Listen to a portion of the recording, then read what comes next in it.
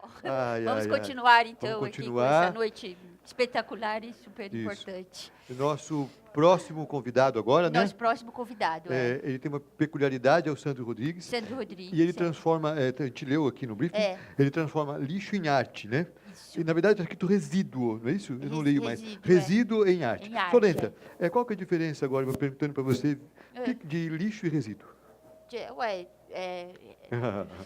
Problema seu. Resíduo é residual. E lixo, lixal.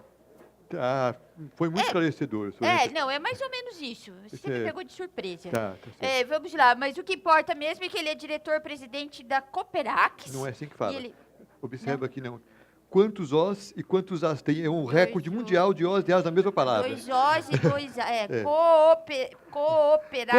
Cooperax! Eu queria ser super-herói. É gostoso falar isso, treina. Vamos falar? Quer ver como é gostoso? 1, 2, 3 e... Cooperax! Nossa, é super-herói. Que delícia, senhoras e senhores. Adorei. Ai, vamos fazer uma... Estou pirando, tá? Agora ele foi, gente. Agora ele embarcou nessa aí. Chacoalhar Vamos um lá, pouco. vamos lá. Ainda mais que a gente fica vendo naquela tela, tudo ao contrário. Então, nossa, dá uma loucura. É muito louco. Como é que eu vejo ao contrário e o som chega certo? Eu estou pirando. Tudo bem. Então vamos transformar aqui em Gotham City para a gente poder chamar o super-herói. Cooperax, tá? Todo mundo faz casa. 1, 2, 3 e... Casa? Isso. E casa. Isso. Pode ser a sua casa. Essa é a minha. Tá pirando a casa. Tá. Isso. Agora fazer prédio. 1, 2, 3 e... Nossa, cada baita prédio inacreditável. Tem gente que prédio com torre, né? Incrível. Agora faz igreja. 1, 2, 3 e... Isso. Tem quase que o TEDx ali. Isso. Agora sinagoga. Como é que seria? Isso. Tem gente que não tem ideia do que isso não faz, né? Tá bom. Mesquita. 1, 2, 3 e... Isso. Favela, 1, 2, 3, Gotham City tem, tá? Tem. Então agora, quando eu falar já, cada um faz o que quiser, pira, e vou precisar de uma ajuda. Você, como é que você chama de listadinho assim? Márcia, posso pedir um favor para a gente poder chamar Cooperax, tá? Quando tiver Gotham City montada, você levanta e fala, socorro, socorro! E aí a gente grita, Cooperax! E aí o Sandro vem, tá? Você tem que vir voando, tá? Problema seu, tá?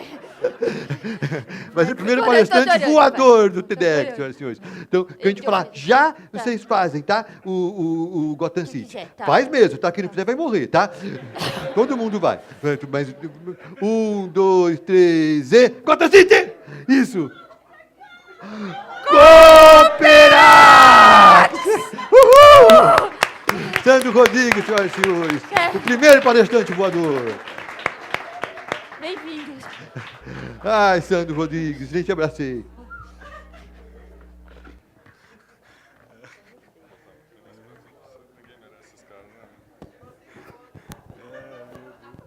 Nunca ia imaginar que a criatividade seria tanta para... Isso me surpreendeu. Viu? Eu não sei como esses palhaços se sustentam aqui.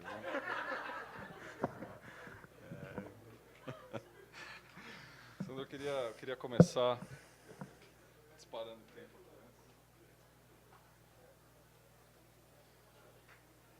Queria começar primeiro te agradecendo por estar aqui com a gente, né? É um prazer poder... Então, justamente eu que gostaria de agradecer a Iracema, todo o pessoal da produção que, como os palhaços estavam falando, que às vezes a gente não enxerga, e também é todo esse pessoal que está aqui, está participando, o pessoal que está assistindo lá na internet, que eu acho que é isso que faz a diferença, isso que vai fazer a transformação que a gente tanto está falando. Sandro, eu queria começar também resgatando um pouco com você a tua infância, cara. Eu queria que você desse um cenário para as pessoas que estão ouvindo a gente do que foi a tua infância, antes da gente chegar no que você faz hoje. Eu acho que a minha infância assim foi uma luta, né? Porque eu perdi meu pai muito cedo, né? Num acidente de moto. Minha mãe assumiu a responsa de ser mãe e pai, né?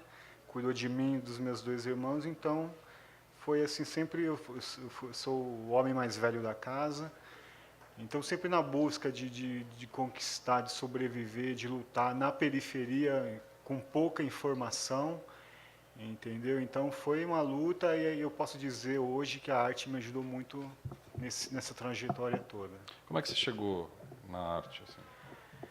Então, eu cheguei na arte foi meio que por acaso, né? Eu não estudei, não fiz faculdade de arte, eu aprendi mesmo foi na vida. E as primeiras coisas que eu achei muito interessante na arte assim foi assistindo TV Cultura, que eu via muitos documentários, muito falando dos artistas famosos, como é que eles concebiam as obras deles, né? Então, eu achei aquilo muito interessante, muito profundo, muito de alma, sabe? Então, me tocou.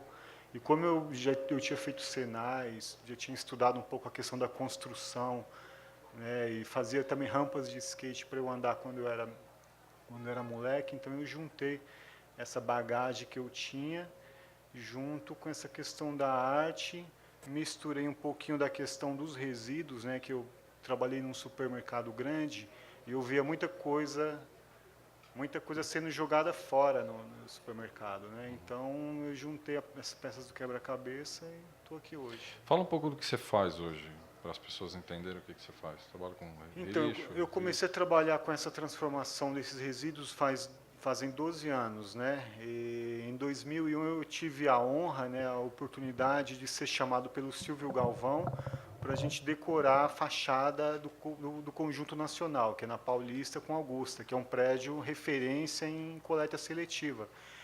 E era uma decoração diferente, que era um presépio tradicional feito com resíduos, né? Feito com materiais recicláveis. Então foi aí que eu entrei, né? Porque o Silvio é um grande artista que trabalhou na TV Cultura, né? E ele montou uma equipe especialista em resíduos, né? Especialista em transformação do lixo. Aí a gente começou a fazer essas decorações, fizemos 2001, 2002, 2003, e aí em 2004, por ideia da síndica do prédio, da doutora Vilma Peramesa, que é uma grande personalidade, que eu tenho uma consideração muito grande por ela, ela deu a ideia para a gente, ela falou, por que você não junta esse grupo que você já conseguiu, né, esses seus alunos, os seus amigos, e forma uma cooperativa, né? Aí eu fui estudar o que era cooperativa, chamei esse grupo para a gente fazer algumas palestras e a gente decidiu montar a cooperativa, né? E eu já tinha vindo de uma trajetória também em tudo isso que já tinha acontecido. Na verdade, não foi uma coisa estudada, algo assim. Eu também já estava trabalhando com o pessoal de rua, né? Com os moradores de rua. Eu estava dando aula para esse pessoal, né? Foi uma experiência também muito marcante para mim, porque além de eu ter aprendido a reciclar os materiais da vida, os materiais que estavam jogados no lixo, na calçada, eu comecei a ver que as pessoas também poderiam ser recicladas, poderiam ser resgatadas, né? Porque são muito jogadas pela sociedade, né? Pelos problemas, pela dificuldade, né? Então eu comecei essa questão de trabalhar, usar a arte como ferramenta para trabalhar com essas pessoas. E só que a gente viu também que não adiantava você só dar emprego para essas pessoas, né? Só dar um trabalho, um dinheiro no final do mês. Porque ela não tinha estrutura, ela ia lá e recebia o dinheiro e gastava tudo aquilo em droga, então faltava também a estrutura psicológica, um tratamento mais aprofundado, né? Uma coisa mais intensa. Que é difícil você regenerar uma pessoa que já perdeu a esperança, que sofreu muito, que brigou com a família, que passou por coisas muito ruins. Às vezes a pessoa não acredita mais. E você resgatar isso é bem complicado, é difícil. Porém, é possível. Todos nós, o meio ambiente, né, como a gente está falando, nós somos altamente regenerativos. Então, eu acredito nisso. Eu tenho uma experiência na minha casa recente de coleta seletiva, recente, 2, 3 anos atrás eu comecei isso e percebi claramente que o volume de lixo reciclável é infinitamente superior ao volume de lixo orgânico que sai em casa. Mas, mesmo assim, a gente continua ainda encarando aquilo como lixo, que eu imagino para você seja matéria-prima, né? Sim. Que as pessoas, como é que você acha que as pessoas devem olhar isso? Como mudar essa bem consciência? na verdade, se a gente for analisar mesmo lixo, o que é lixo? Na minha concepção, lixo não existe, entendeu? Não existe uma matéria ou um átomo, alguma coisa que seja descartável ou que seja inútil no universo, entendeu? Eu só acho que o que acontece é que foi gerado um sistema de consumo, um sistema de descarte totalmente, assim, desculpa a palavra, mas estúpido, sem inteligência, entendeu? E não foi criada uma rede que aproveita aquilo, entendeu? Então é um sistema que não funciona, que não é eficaz. Então aí gera essa palavra lixo, entendeu? E assim, a maioria das pessoas, você que começou a fazer coleta em casa, a gente vê que a gente quer fazer a coleta seletiva, a gente não quer botar o lixo para fora, mas você não encontra uma estrutura. Você não encontra empresas que vão recolher esse material ou que vão transformar eles novamente em alguma coisa. Então, isso é uma dificuldade muito grande, que tem que ser mudado, né? Aí o problema da questão do meio ambiente em relação a resíduos, a reciclagem, ela é apenas um analgésico, vamos dizer assim, não é um remédio que vai curar. Ela vai tirar um pouquinho da dor, mas não vai curar a doença em si, entendeu? Tem que ser repensado junto a quem produz esse material, né? Quantas garrafas de refrigerante não estão jogadas lá no mato, lá no rio, e não vai ter como mais resgatar isso, entendeu? Então, eu acho que é importante rever isso daí, mudar. O cara parar de fabricar isso. A gente também, no nosso papel, não comprar mais. Não quero isso mais para mim, não quero isso mais para dentro da minha casa, entendeu? Então, é uma ação conjunta. Essa é apenas uma parte que eu estou falando, né? Mas é uma ação conjunta.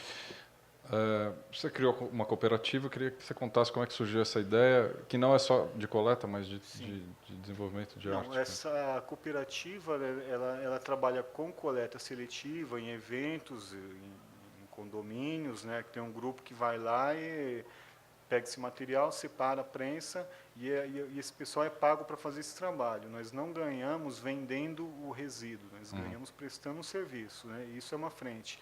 E a outra frente da cooperativa é a transformação de arte. As empresas procuram a gente, porque elas querem determinado projeto, e a gente desenvolve esse projeto a partir de um pedido, né?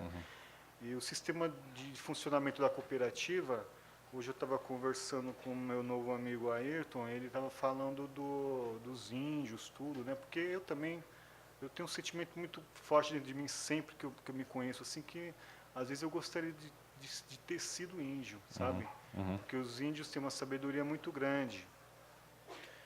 Então, eu estava perguntando para ele como é que os índios trabalham e tal. E é um pouco parecido com o que a gente tenta fazer na cooperativa, né? Que o Belo também estava falando da questão da democracia.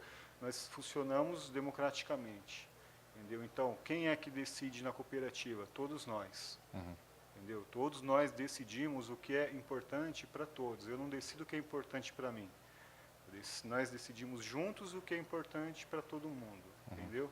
Então, isso também a cooperativa me fez pensar nisso, pensar, né, nesse sistema, de como é importante, né, a democracia direta de cada um agindo diretamente nas decisões, entendeu?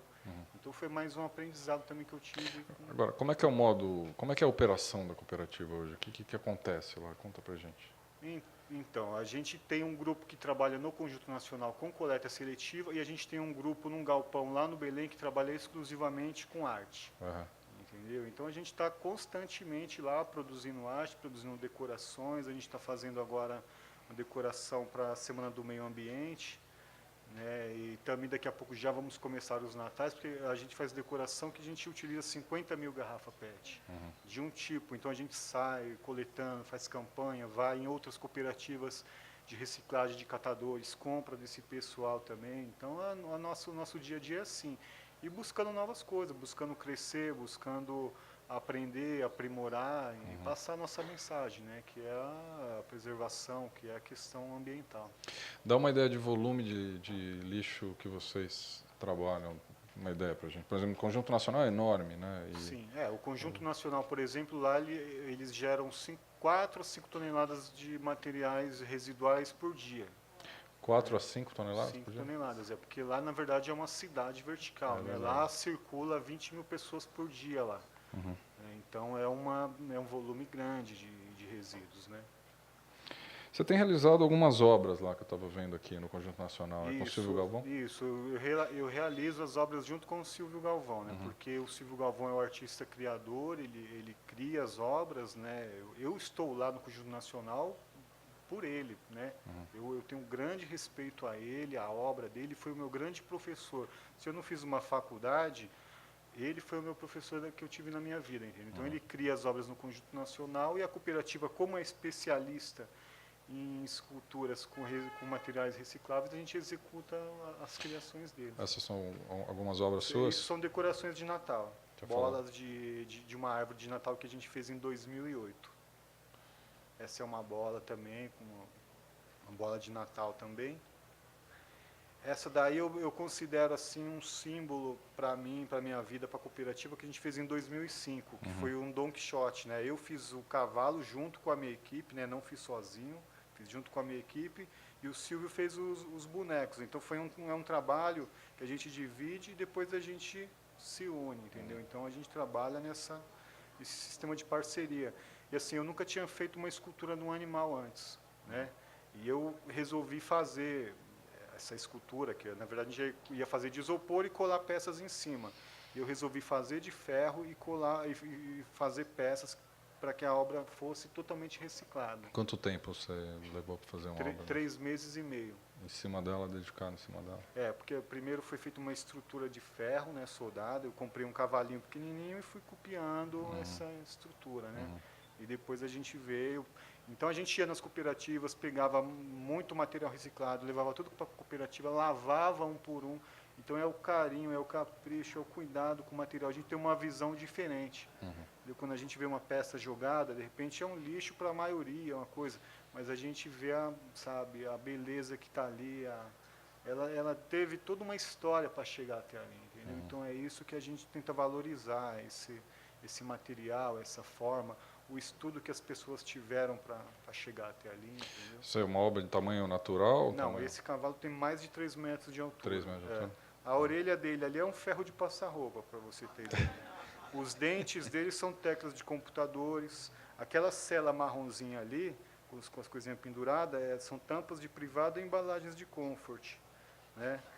E por aí vai, né? Quem vê a obra mesmo, pessoalmente, pode ter uma ideia. Logo, logo ela vai estar exposta em algum lugar. Vai estar exposta. Que ela estava no Sacomã e a gente desmontou, agora a gente vai levar para outros lugares também, que é uma obra que vai viajando para vários lugares. Né? Você vê que espaço para arte desse tipo é uma coisa crescente? As pessoas estão cada vez interessadas? Sim, é uma coisa crescente. Nessa trajetória minha desses 12 anos, eu vejo que cada vez mais está crescendo o interesse tanto pela arte, como eu vejo também a questão da coleta, dessa preocupação também cada vez indo mais para frente. A gente tem que acelerar um pouco mais, né? Não podemos nos acomodar, temos que correr mais, mas está crescendo bastante.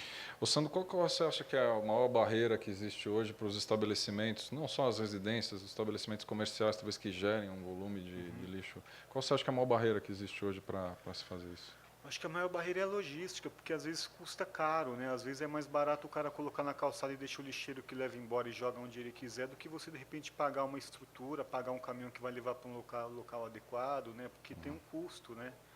Entendeu? Então esse custo que às vezes as empresas não querem, né, bancar para dar um destinamento adequado. O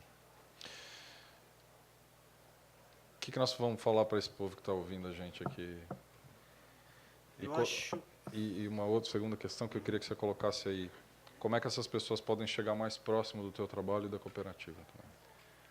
Eu acho que assim, o que eu tenho para falar para elas, na verdade, é que elas falem para elas mesmas, entendeu? Elas que, depois de todas essas entrevistas que a gente tem, que elas reflitam, que elas pensam, eu estou fazendo a coisa certa?